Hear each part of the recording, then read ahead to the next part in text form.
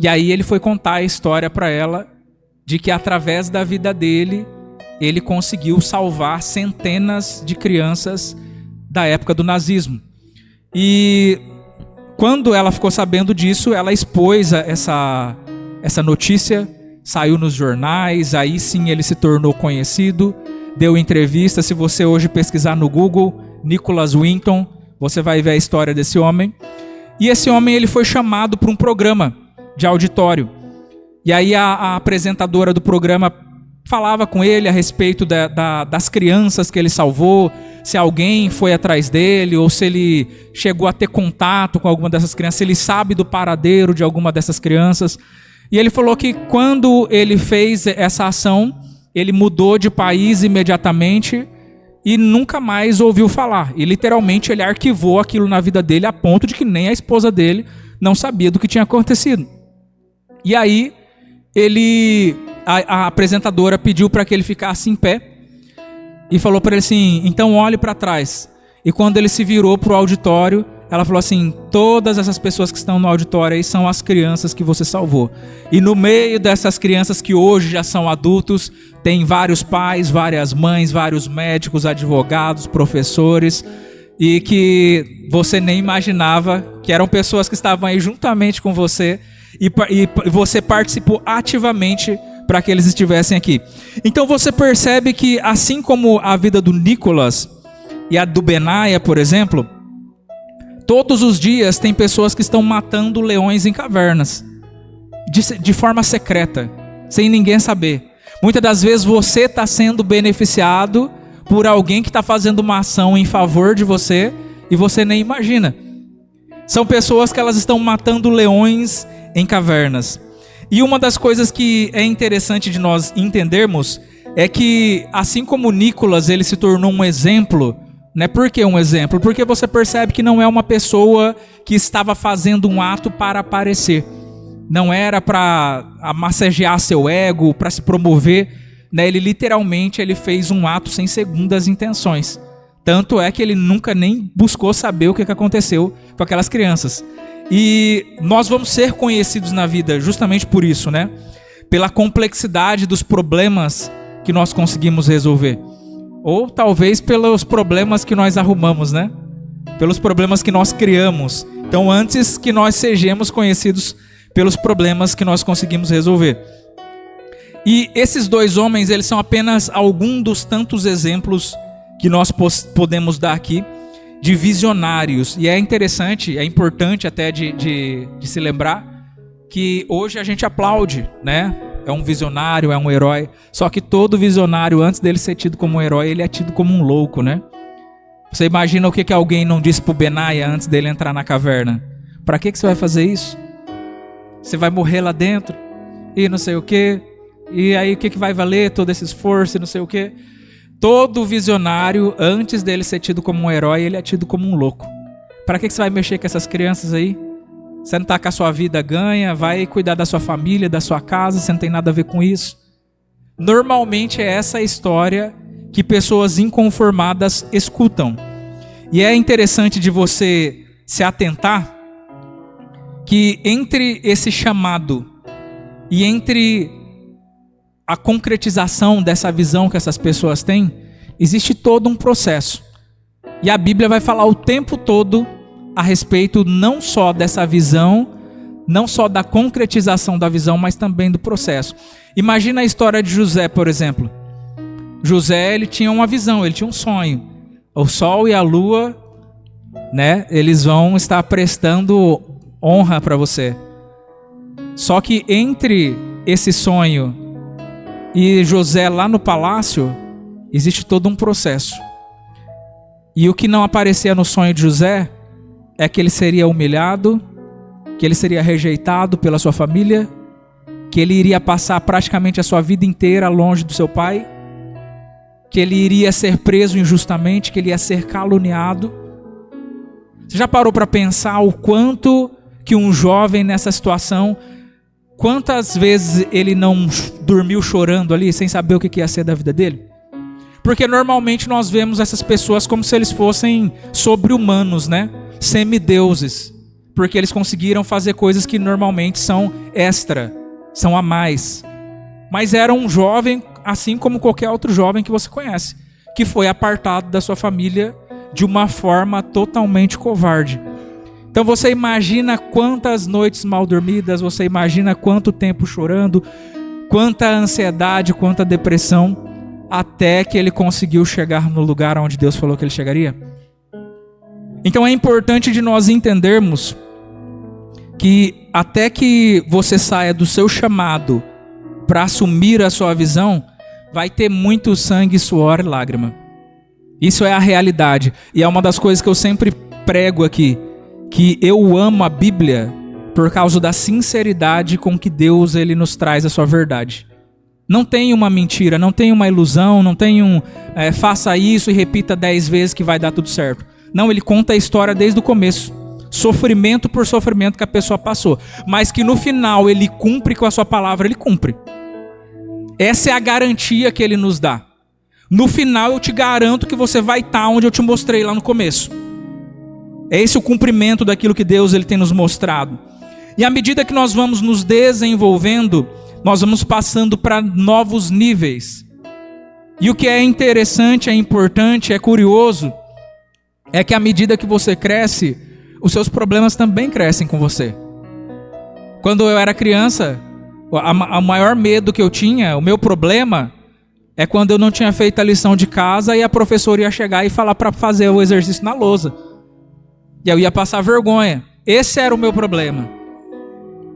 E aí, quando você cresce? Antes o meu problema fosse fazer lição na lousa hoje, né?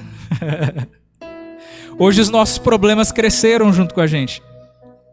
Hoje os problemas de criança para nós não fazem o mínimo sentido. Só que para a criança é um problema enorme, deixa ela sem dormir, deixa ela ansiosa. Da mesma forma que os seus problemas fazem com você. Só que o que nós precisamos entender é que todos esses problemas, tudo foi feito para que nós estejamos sendo capacitados a cada dia. Até aquilo que você pensa que veio para te parar, no final você vai entender que aquilo veio para te trabalhar. Veio para te exercitar. Como o Davi, por exemplo. Quando Davi ele chega ali e ouve Golias gritando. Davi ele não estava acostumado com aquela voz. A Bíblia diz que Golias ele fazia isso durante 40 dias. Fazia 40 dias que todo santo dia, de manhã e à tarde, ele falava a mesma coisa. Ele fazia a mesma coisa. E os soldados israelitas só tremiam as pernas. E aonde que estava o rei Saul ali com seus mais de 2 metros de altura? Porque o rei ele era o cara mais propício para enfrentar o gigante. De acordo com o que a Bíblia fala, que ele era o homem mais alto que tinha em todo Israel. Só que Davi, ele tinha uma coisa que aqueles soldados não tinham. Ele era uma pessoa inconformada. Lá em Romanos 12:2 fala a respeito de dois comportamentos. Se conformar e se transformar. 2 comportamentos. Tem pessoas que elas vão se conformar com a situação. Eu vou me adaptar, eu vou tentar caber nesse lugar que não me cabe para me sustentar essa situação insatisfatória. Ou eu vou me transformar para que eu consiga transpor esse obstáculo que surge na minha frente. E é óbvio que para que eu consiga ultrapassar um obstáculo, eu vou ter que me tornar maior do que esse obstáculo. E aí o que você percebe ali na história de Davi? Ao tempo que tinha um exército de homens conformados, e essa probabilidade é matemática, é real, você vai perceber que entre centenas de pessoas conformadas, um ou outro inconformado vai ter ali no meio. Um inconformado é uma raridade. Aqueles que servem a Deus, aqueles que são dotados da ousadia que é proposta pela fé, deveriam ser os inconformados. Porque quando Davi ele ouve aquilo, ele não se importa com quem é que está falando. Fica quieto, menino, é o gigante que está falando. Mas quem que é esse incircunciso? Não quero saber se é gigante, que é. Quem que ele pensa que é? Ele não sabe com quem ele está falando? Então o que você percebe? Esse gigante, ele era necessário no processo da coroação de Davi. Davi, ele precisava de um ato heróico. Israel precisava de um salvador. Então casou certinho. Juntou a fome com a vontade de comer. Davi, ele precisava executar algum feito heróico para que ele fosse coroado. Então você percebe que até os gigantes que aparecem na sua vida, até os leões que você tem que enfrentar todo santo dia, eles estão trabalhando para que você chegue no lugar aonde Deus já te mostrou. Então, em outras palavras, ou você vai avançar por cima desses problemas, ou você vai aprender a domesticar os seus gigantes. Aí você imagina como que era a vida daqueles soldados? Na hora que batia a hora, eles já tinham até um tique nervoso já, porque sabia que o gigante estava chegando. E aí um falava, ué, o que é isso? A outro falava assim, não, é o gigante que está gritando lá. É o gigante que está pedindo alguém para lutar com ele. Eles se conformaram, se acostumaram. Agora, quando Davi chega e ele ouve aquela voz pela primeira vez, ele fala, não é possível que eu estou ouvindo um negócio desse, não. É importante que nós venhamos a entender se nós se tornamos os inconformados da história, igual às histórias que nós acabamos de falar aqui, do Nicolas, do Benaia, se nós somos pessoas inconformadas com a situação, ou se nós somos os tolerantes. Dizem que cada um tem a vida que tolera. E eu sempre gosto de dar o exemplo a respeito de tolerância com relação à louça, né? Porque tem pessoas que elas sujam um copo e ela lava. Ela suja um copo e ela lava. Tem pessoa que só vai lavar na hora que não tiver mais copo para usar. O que é isso? Isso fala do meu nível de tolerância. E tem pessoas que estão tolerando muito mais do que deveriam tolerar. Isso é uma coisa que nós precisamos analisar, olhar para dentro de nós e perceber se isso não é uma falta de ousadia da nossa parte. Eu estou aceitando algumas coisas que eu não deveria aceitar. Você percebe que quando você tem sonhos extraordinários, esses sonhos normalmente eles não são seus. Eles não vêm de você. Os seus sonhos é aquele que você sabe que você dá conta de cumprir.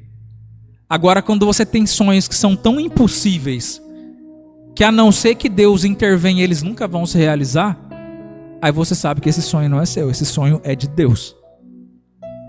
Esse sonho é de Deus. E aí tem até uma história que eu me lembro de muito tempo atrás, que fala que um pescador, ele pescava os peixes, e aí ele media o peixe, e aí ele jogava na água de novo. E ele pescava de novo, e media o peixe, e jogava na água de novo. E ele ficou fazendo isso durante algum tempo, até que um outro pescador se aproximou e falou assim, escuta, eu tô te vendo ali já faz mais de 1 hora que eu tô vendo você pescando, medindo e jogando de volta os peixes na água. Tem alguma lei ambiental que eu não estou sabendo com relação à medida dos peixes que pode pescar? Ele falou assim, não, é que essa régua, ela tem o tamanho da minha frigideira. Então, quando o peixe não cabe, eu devolvo. Do que nós estamos falando, por mais que isso pareça ridículo? Essa é a forma que a maioria das pessoas tem vivido a sua vida. Ao invés de eu trabalhar para construir uma estrutura que comporte algo maior do que aquilo que eu tenho agora, eu fico tentando fazer as coisas que são do futuro caberem na estruturazinha que eu tenho aqui agora. É aquela mentalidade daquela mulher que o profeta falou para ela assim, vai e pega vasos emprestados e não poucos. E aí eu sempre pergunto para as pessoas, quantos vasos aquela mulher pegou?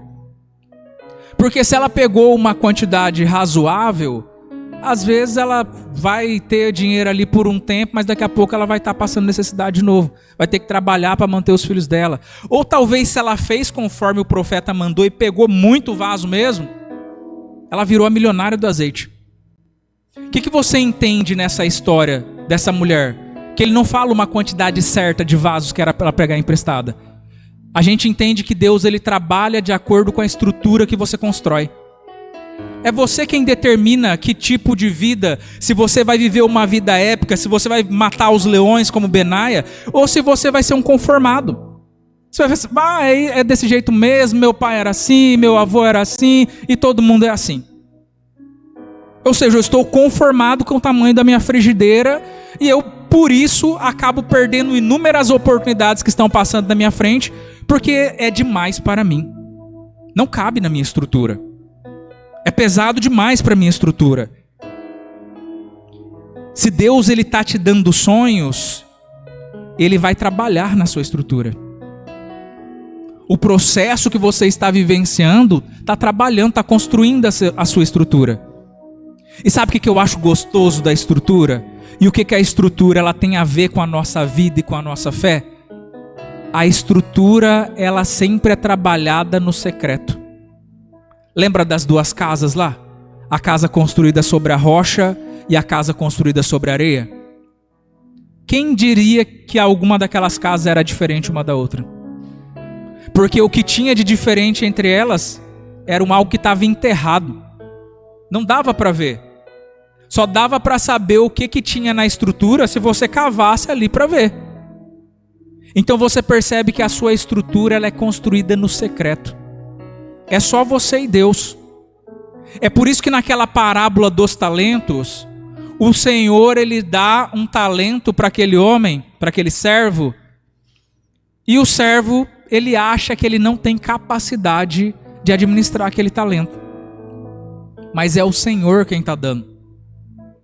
E o Senhor conhece a sua estrutura. Se Ele está colocando algo na sua mão, é porque Ele sabe que você dá conta. Se Ele está falando para você ir, é porque Ele se responsabiliza. Sabe o que é mais importante, o que é interessante de nós olharmos para tudo isso daqui? Eu preciso parar de ficar olhando para o como e começar a olhar para quem. Mas Noé, né? Como que eu vou construir uma arca desse tamanho, não sei o quê, eu não entendo nada disso. Noé, ele ficou 100 anos construindo uma arca, você acredita num negócio desse? 100 anos, sem ver nenhum sinal daquilo que ele estava fazendo estava certo ou se estava errado, ou se era o que Deus queria ou não era. Deus só mandou a mensagem e se mandou. E durante 100 anos ele ficou ali. Deus não aparecia lá e falava assim, Noé, tá ficando bonito, viu? É desse jeito que eu quero, não. Ele teve que se segurar na palavra que Deus deu para ele e acabou. Você imagina o que é todos os dias os filhos de Noé falando assim, pai, será que esse negócio vai vingar mesmo? Será que nós não estamos gastando a nossa vida à toa aqui? E as pessoas da cidade? As pessoas da cidade falavam assim, o que esse cara está fazendo, hein? Desde que eu era menino, esse cara está construindo esse negócio aí. Aí um falava assim, eu acho que é um zoológico. Outro falava, eu não sei, eu acho que é um monumento para a cidade. E não tinha uma gota de chuva, não tinha nada que pudesse falar para Noé, Noé, você está no caminho certo. Ele simplesmente teve que se agarrar àquela palavra que Deus deu para ele e falar assim, foi isso que Deus falou para mim fazer e é o que eu estou fazendo. Sabe o que é isso daqui? Isso daqui é a minha semeadura. Isso aqui é a minha semeadura. O tempo todo eu tenho falado com as pessoas a respeito disso. Brito, mas eu estou fazendo e eu não estou vendo nada acontecer. Você não precisa ver nada acontecer. Você só precisa saber que aquilo que você está fazendo foi o que Deus mandou você fazer. A palavra de Deus que o pastor leu aqui, na quinta-feira, fala assim que aquele que planta, que semeia com lágrimas, voltará com um sorriso no seu rosto, trazendo os seus feixes. Isso é um princípio. Se você plantar, você vai colher. Mas está demorando demais, mas você não tem a capacidade de saber quanto tempo que demora. O que Paulo fala? Paulo ele fala assim, um planta, o outro rega, mas quem dá o crescimento é Deus. Brito, mas eu penso que está demorando demais. Você pode pensar o que você quiser. Você tem o direito de pensar. Você só não pode parar. Se Deus me mandou fazer, foi isso daqui que Ele está fazendo, e uma hora vai acontecer. E olha só que interessante isso daqui. Noé chega um dia, imagina um centenário, tá tudo pronto. Agora tá tudo pronto. E eles entram para dentro da arca e começam a contemplar aquela maravilha. Aí de repente começam os pingos em cima da arca. E a chuva começa a engrossar. E eles falam, nossa, que negócio é esse? Tá caindo água do céu. Naquela época não tinha chuva. Era o orvalho que brotava da terra, não existia chuva. E eles falam, nossa, que negócio estranho que está acontecendo aqui. E aí de repente a água começa a subir. A porta se fecha. Sabe o que nós entendemos aqui com essa história de Noé? Que não é Deus quem está demorando. Ele só está esperando você concluir aquilo que você tem que fazer. Quando você concluir, a chuva começa, o anjo vem, fecha a porta, fala, agora vai embora. Era só isso que estava faltando. Deus, ele não se atrasa, Deus, ele não precisa de tempo para fazer nada para você. Quando ele falou, já é. O que eu preciso? Eu preciso de uma medida de ousadia. Qual que é a medida de ousadia que eu preciso? É a medida de ousadia de Ezequiel. Qual que é a ousadia de Ezequiel? Deus leva ele no meio do vale de ossos secos e fala, Ezequiel, profetiza sobre esses ossos. O que eu acabei de falar para vocês? Não importa o como. Aí o Ezequiel poderia ficar igual eu e você. Ah, mas como? Esse nem tem mais osso aí, só tem um monte de pó. Como que isso vai voltar? Como? Deus não quer saber o como. Ele quer que você entenda quem. Se é Ele quem te deu a palavra, simplesmente pegue para você e use. E é isso que Ezequiel ele já entendia. Ele fala, ossos secos, ouvi a voz do Senhor. Como vai acontecer? Não sei e não me importo. Como que a semente vai crescer? Não sei e não me importo. Qual que é o meu papel aqui na semeadura? É pegar a semente, cavar um buraquinho e jogar lá dentro. É isso que me cabe. Isso se chama princípio. Princípios são ativações. Ah, mas eu vou desenterrar aqui para ver se a semente está brotando. Não existe isso. Dá certo, James? Para conferir se está funcionando?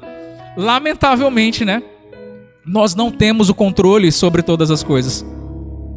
E descansar faz parte de ter fé.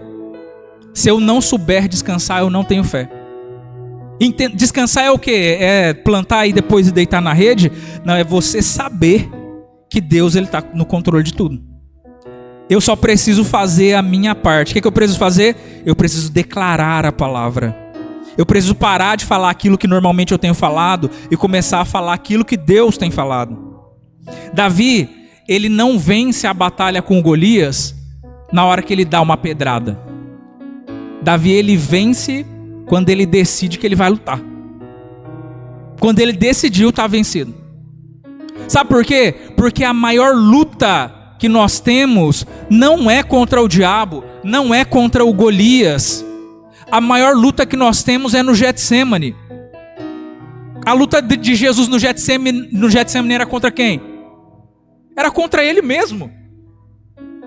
Ele venceu o diabo, ele fez tudo o que ele fez, ele venceu a religiosidade. Só que na hora de lidar com ele mesmo, ele sangra. Então você percebe que Jesus ele vence no jardim. Na cruz ele só faz a concretização. Porque o pecado ele começou na onde? O pecado ele começou no jardim. E é no jardim que Jesus vence. Então você percebe que a maior luta que nós temos é a luta de nós contra nós mesmos. Existe um leão bramando aí à sua volta, esperando que você dê uma pisadinha fora para que ele entre. Por quê? Porque se você não der brecha, ele não pode entrar. Se você não der brecha, ele não pode entrar. É simples assim. É você entender que o reino espiritual, ele tem regras, ele tem leis. Da mesma forma que se um policial entrar dentro da sua casa, você fala assim, cadê o mandato judicial para você estar aqui dentro do meu quintal? Ele não pode fazer isso. Ah, mas eu sou policial. E daí? Eu tenho meus direitos, eu sou cidadão. É da mesma forma que acontece no mundo espiritual. No mundo espiritual, quando o inimigo ele entra, quando ele toma conta de alguma coisa, ele fala assim, não reclame porque isso já é meu. Eu tenho circunscrição para trabalhar aqui. E foi você quem me deu. É só você que consegue dar essa liberação. Entende? Se você não der essa abertura, ele não entra. É por isso que o leão ele está só esperando.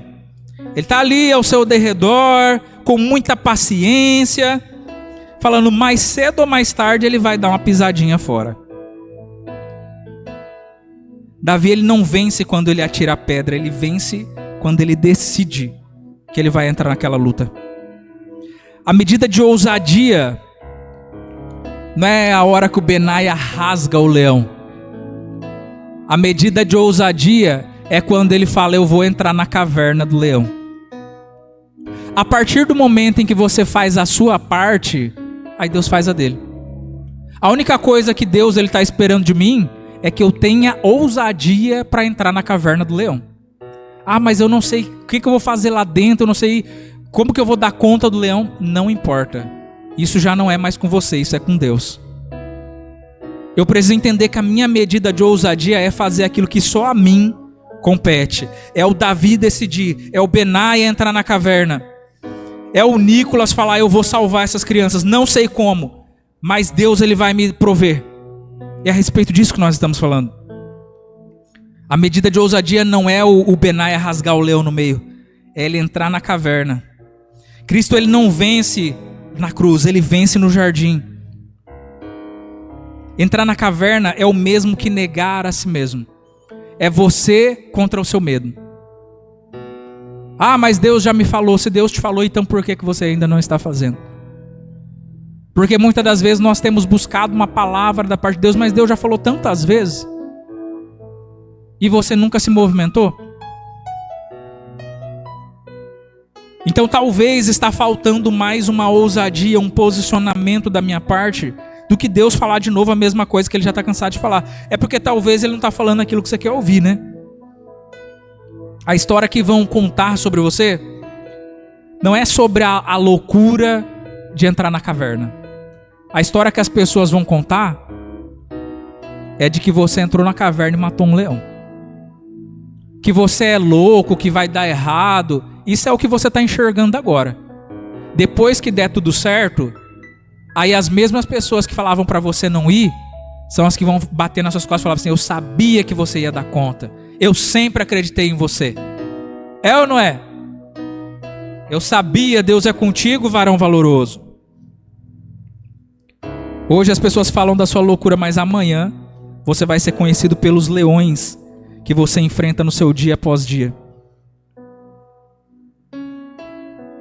Eu preciso olhar para a minha vida hoje e pensar que esses leões, eles representam os problemas do meu dia a dia. Nós temos até uma fala, né, um ditado popular que nós brasileiros usamos muito, que é, eu estou matando um leão por dia. É a respeito disso que nós estamos falando. A sua medida de ousadia é a respeito dos leões que você tem que matar a cada dia.